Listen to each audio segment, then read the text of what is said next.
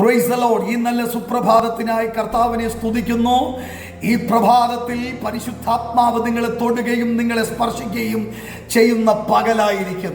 1 ശമൂവേൽ 29-30 അധ്യായങ്ങൾ വായിക്കുമ്പോൾ 29-ാം അധ്യായത്തിൽ ആകീശും ദാവീദും തമ്മിലുള്ളതായ സംസാര ഭാഗങ്ങൾ നമുക്ക് കാണാം.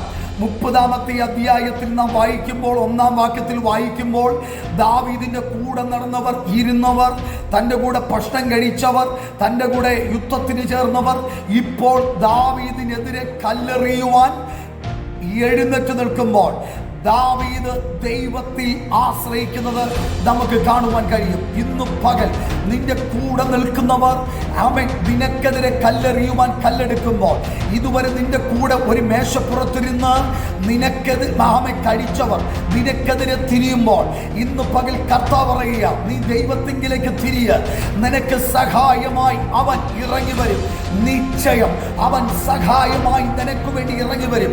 ചുറ്റും കൂടിയിരിക്കുന്നവർ പലരും നിനക്ക് അനുകൂലമെന്ന് നീ ചിന്തിക്കുമ്പോൾ, കൂടെ ഇരുന്നവർ അനുകൂലമാണെന്ന് നീ പറയുമ്പോൾ, ഓ അവർ എനിക്കൊരു ദോഷവും ചെയ്യില്ലെന്ന് നീ പറയുന്നു, ഓ അവർ എനിക്കെതിരെ ഒന്നും പറയില്ലെന്ന് ചിന്തിക്കുന്നു. പക്ഷേ ഇതുവരെ നിന്റെ കൂടെ നടന്നവർ, കൂടെ ഇരുന്നവർ, കൂടെ ഭക്ഷണം കഴിച്ചവർ നിനക്കെതിരെ, നിന്റെ പ്രാണനെതിരെ എഴുന്നേൽക്കുമ്പോൾ നീ ഭയപ്പെടരുത്. നീ ഭയപ്പെടരുത്. നിന്റെ ഹൃദയം ചഞ്ചലപ്പെടരുത്. നിന്റെ ഹൃദയം വേദനപ്പെടരുത്. നീ ദൈവത്തിങ്കിലേക്ക് നിന്റെ മനസ്സുയർത്തുക. തീർച്ചയായും അവൻ നിനക്ക് സഹായം തരും. അവൻ നിനക്ക് വേണ്ടി സഹായമായി അവൻ എഴുന്നേൽക്കും. പ്രാർത്ഥിക്കാം. പരിശുദ്ധനായ ദൈവമേ, വിശ്വസ്ത കർത്താവേ, ഈ നല്ല സമയത്തിനായി ഞങ്ങൾ സ്തോത്രം ചെയ്യുന്നു. ഒറ്റയായി മാറിയ അനുഭവങ്ങൾ, ഒറ്റയ്ക്കിരിക്കുന്ന അനുഭവങ്ങൾ, വേദനിക്കപ്പെടുന്ന അനുഭവങ്ങൾ കർത്താവേ ജനത്തിൽ നിന്ന് ഇപ്പോൾ മാറിപ്പോകട്ടെ. യേശുവിന്റെ നാമത്തിൽ ഇവർ ഭാരപ്പെടുന്ന ഒറ്റയായി തീർന്ന അനുഭവങ്ങളിൽ ദൈവത്തിന്റെ കരവ് ജനത്തിന് വേണ്ടി ഇറങ്ങട്ടെ. തീർച്ചയായും നീ ഇവർക്ക് വേണ്ടി എഴുന്നേൽക്കുമല്ലോ.